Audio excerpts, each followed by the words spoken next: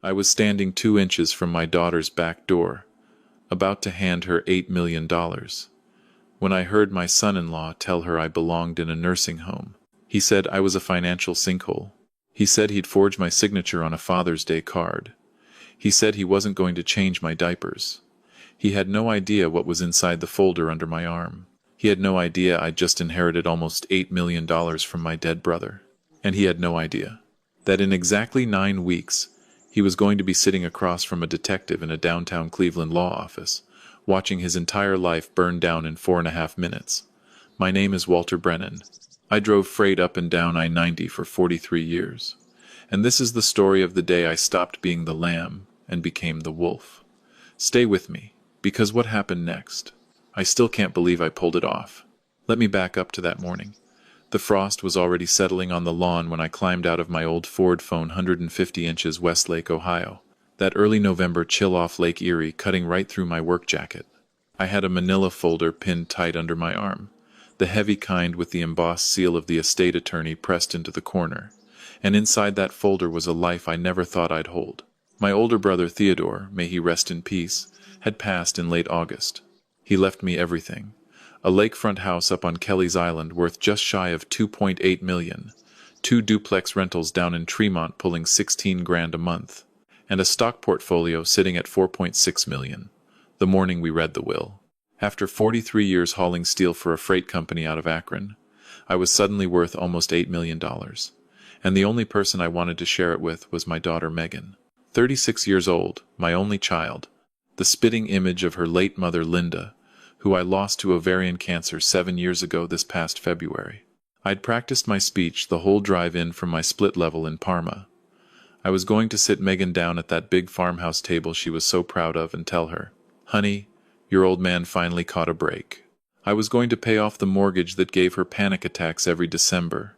I was going to fund full college trusts for my grandsons Jacob and Tyler. I was going to tell her she could finally quit that pharmaceutical sales job she cried about every Sunday night, and write the novel she'd been talking about since she was 17. I was about to knock on the side door, the one that opens into the mudroom off the kitchen, when I heard Bradley's voice through the storm window. My son-in-law, 42 years old, wealth management firm down in the Key Tower. Or at least that's what he said he did. I never trusted him from day one, 12 years ago.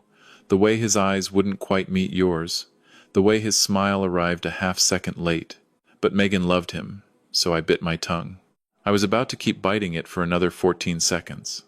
And in those 14 seconds, the whole rest of my life rearranged itself. I'm telling you, Megan, the man is a financial sinkhole. He's 64 with a social security check that barely buys his groceries and a house in Parma worth what?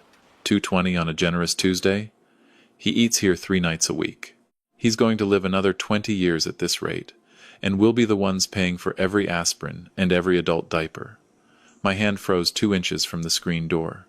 If you've ever been on the other side of a door listening to someone you love discuss you like livestock, you know exactly the feeling. It's not anger right away. It's a cold falling sensation, like the floor just dropped 6 inches. Bradley, please don't talk about him like that. He's my dad, and I'm your husband, Megan, and I'm telling you we have to be realistic. My mother went through this exact thing with my grandfather. By the time the man finally died, my parents had spent $90,000 on home health aides. 90 grand, Megan. That's Jacob's first 2 years at Ohio State. My dad isn't sick, Bradley. Not yet. But you've seen him. The way he repeats stories. The way he forgot Tyler's lacrosse playoff last month. Now stop right there. I had not forgotten Tyler's lacrosse playoff. Tyler had texted me himself the morning of, telling me it was canceled because of a thunderstorm warning. I still have the text. He's just getting older. Bradley, exactly. And we need a plan in place. Look, there's a place in Strongsville called Birchwood Manor. Medicaid bed facility. Shared rooms, but the food's decent. We sell the bungalow, put the proceeds toward the entrance buy-in. Medicaid covers the rest. He nets $1,400 a month between his pension and Social Security. That's pocket money in there. You want to put my father in a nursing home? I want to be smart about this, Megan. I'm not spending my Saturdays in Parma fixing his furnace. Neither are you. He had his life. Now, it's our turn. And then I heard my daughter cry. Not loud, a soft swallowed sound, like she was trying to hold it inside her chest. And honestly, that sound hurt worse than anything Bradley said, because that sound told me she knew. Sweetheart, look at me. I'm being practical. Your father is a good man, but good men still get old. We have to protect what we've built. Tell me you understand. I don't know, Bradley. And listen, just between us. I've already talked to an attorney about durable power of attorney. We need to make medical and financial decisions for him before he loses lucidity. Before some scammer with a clipboard or some church group walks off with everything. He's not going to sign anything like that. He doesn't have to know what he's signing. He trusts you. We get him on a Saturday afternoon when he's tired. Slip the document into a Father's Day card. Point at the line. The man can barely read the fine print on a menu. He'll sign anything you put a pen near. And right there, with my hands still floating in midair, I knew the shape of the rest of my life had just changed. I took one slow step backward, then another. My boots didn't make a sound. I made it back to my truck, slid behind the wheel, and sat there for a long time without turning the key. My hands were shaking, not from sadness, from something older and meaner than sadness. I drove flatbed in February blizzards on black ice with 80,000 pounds of steel behind me. I buried my father in 1991, my mother in 2003, my wife in 2018. I raised that girl on a trucker's pay, while her mother was on chemo for 2 solid years. And I had never, in all my 64 years, felt a fury like the one rising up in me on that quiet suburban driveway. If you're listening right now thinking, what would I have done? Most people, the first instinct, is to march back up that path and kick down the door, to scream, to swing, and that was my first thought too. But something stopped me. Something my father told me back in Youngstown when I was a 14-year-old kid working summers at the steel mill. He used to say, Walter, never let a man know he's hurt you until you've already won. You smile, you nod, you take notes, and when the time is right, you bring the whole house down on him in one swing. So I drove home. I made coffee. I sat at my kitchen table, and I opened that cream folder and looked at the final page. $7.9 million, give or take what the market did that morning. And I made a cold, surgical decision. They wanted to think I was a burden? Fine. Let them think exactly that. Because when the moment came, I wanted them to walk into the room with their guard all the way down. For 3 weeks, I played the part better than I'd played anything in my life. Same flannel shirt I'd owned since 1996. Red Wing boots with the soles splitting on the left one. Mentioned the price of eggs twice in one conversation. Asked Bradley with my best confused old man squint to explain what the heck Bitcoin was. Told Megan I'd been thinking about selling the bungalow because the snow was getting too heavy to shovel. The look on Bradley's face. Like a wolf watching a lamb step into the open and ask for directions to the slaughterhouse. You know, Walt, he said, leaning back with that smug confidence. Megan and I have been talking about you a lot. We worry about you out there in Parma alone. That's mighty kind of you, son. I'd never called him son in 12 years. He didn't even register it. There's this place in Strongsville called Birchwood. Real nice. Bingo, shuffleboard, movie nights. Other folks your age. Maybe, I said. I'd have to think on it. Sell the house first. Oh, we could help with that. I have a buddy in real estate. Get it listed in a week. That'd be a real weight off my shoulders, Bradley. Megan wouldn't look at me through any of those dinners. She pushed her pot roast around her plate, sipped her wine, stared at the centerpiece. But there was one moment, just one, on the second Sunday. I caught her eye across the table for maybe a single second, and what I saw in there, I'd seen that look before. I saw it on her face when she was 8 and stole a candy bar from the Walgreens on Pearl Road. It was shame, bone-deep shame. She knew what was being planned, and she didn't know how to break out of it. And in that single second of eye contact, I made a second decision that probably saved her life. My daughter was not the enemy. My daughter was a hostage. 12 years of marriage to a man who had slowly, surgically convinced her that every decent instinct in her body was wrong. I was going to get her back. But before I got her back, I was going to bury Bradley Hollister so deep nobody would dig him out. If you've got a son-in-law, daughter-in-law, anyone who's been quietly working on a family member of yours for years, isolating them, twisting their thinking, I want you to hear me. Don't kick the door in, Don't scream. Don't write the angry letter. Get quiet. Get smart. Get professional help, the legal kind. Emotional people lose. Cold people win. And when you're up against a manipulator, the only language they understand is paperwork. I called my estate attorney that Monday, not the small-town gentleman in Akron who'd handled Theodore's will. A real big-city firm down in the Cleveland Theater District, marble floors in the lobby, the whole thing. I sat down with a partner named Margaret Chen, recommended by one of my brother's old contacts. I told her every word I'd overheard, every detail of the 3 weeks of theater since. She listened without saying a thing, took notes in clean little columns, and when I was done, she folded her hands and told me 3 things I will never forget. 1. Bradley could not, under any circumstance, force me into a nursing facility. Not without a formal capacity evaluation by 2 licensed physicians and a probate court determination, which I was nowhere near. The Older Americans Act and Ohio's elder protection statutes were squarely on my side. Tfo. If he'd actually drafted a forged power of attorney, that was a felony under Ohio Revised Code, Section 2913.31. We could refer it for criminal prosecution. 3. And this is the one that made me smile for the first time in 22 days. Her firm had a forensic accountant on retainer who specialized in close relative financial fraud. And if I gave the word, he could quietly, very quietly, take a deep look at my son-in-law's finances. I gave the word. 2.5 weeks later, Margaret called me back into her office. She slid a thick navy folder across the conference table, the same way I had once planned to slide that cream folder across Megan's kitchen island. Bradley wasn't treading water. Bradley was already underneath it.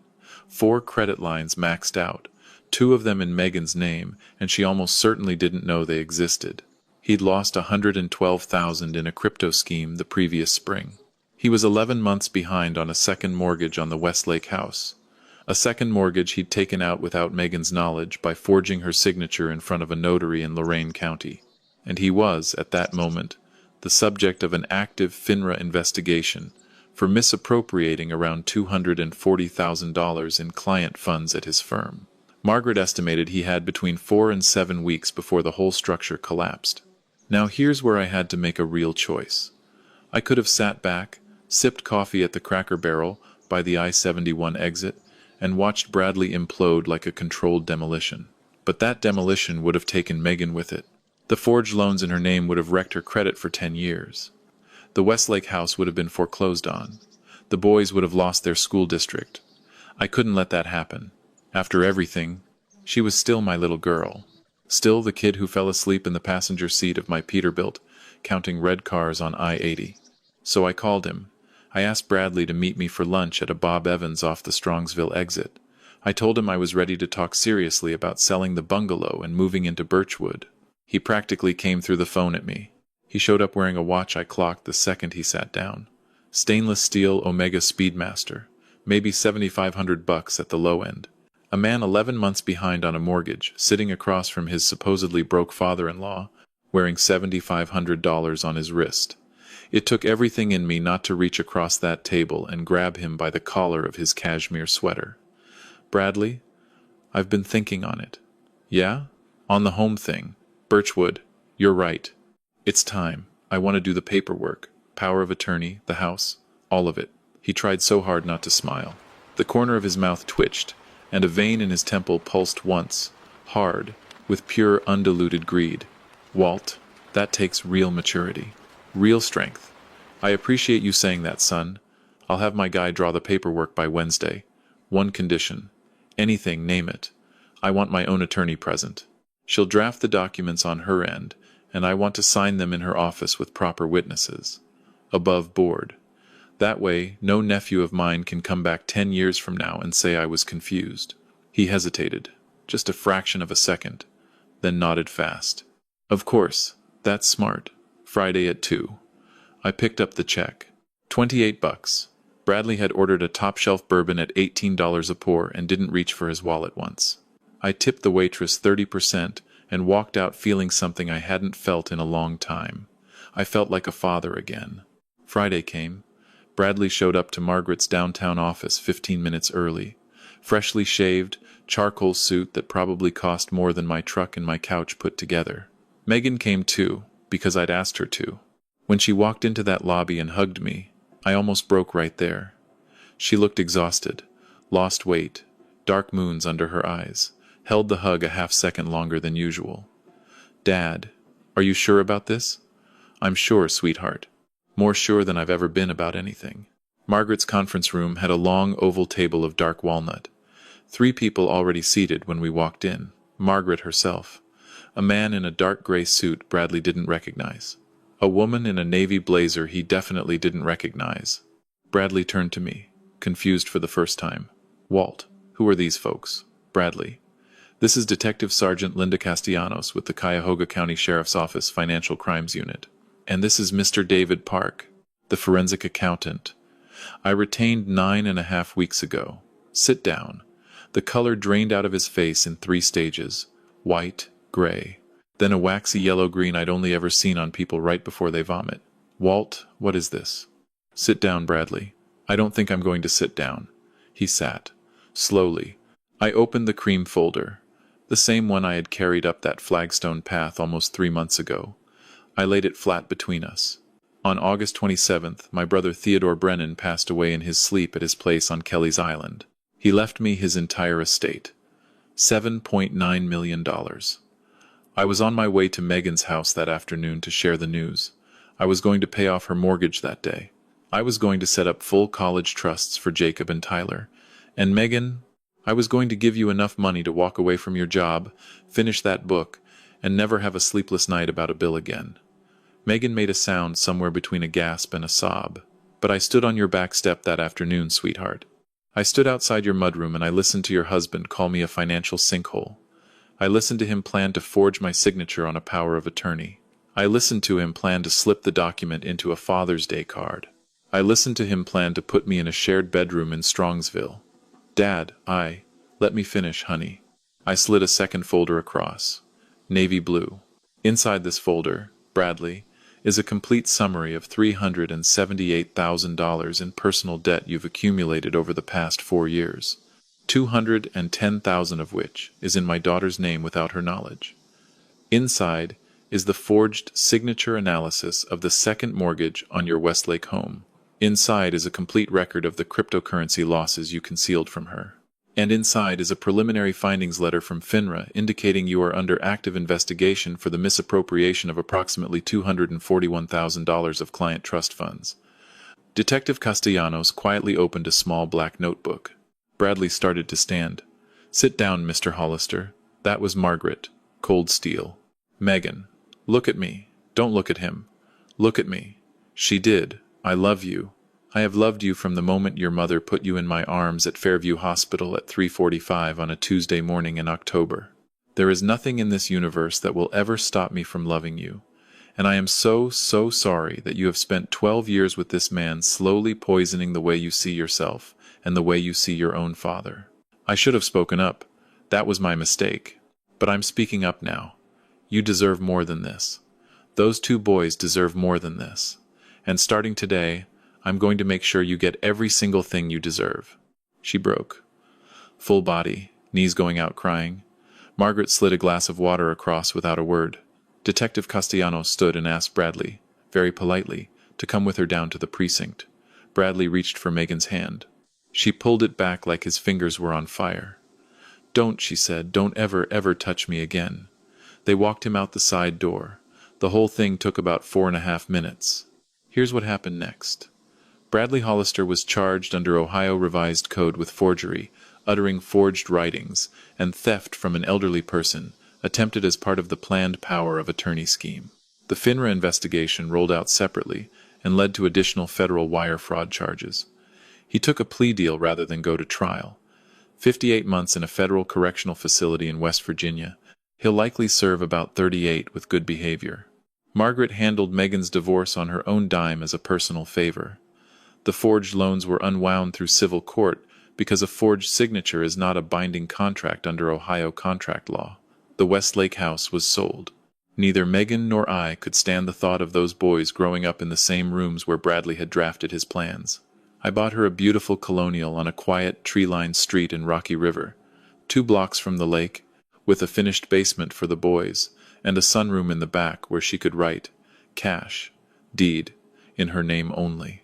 I told her if Bradley ever, when he got out, came within 100 yards of her or those boys, I'd know about it within the hour.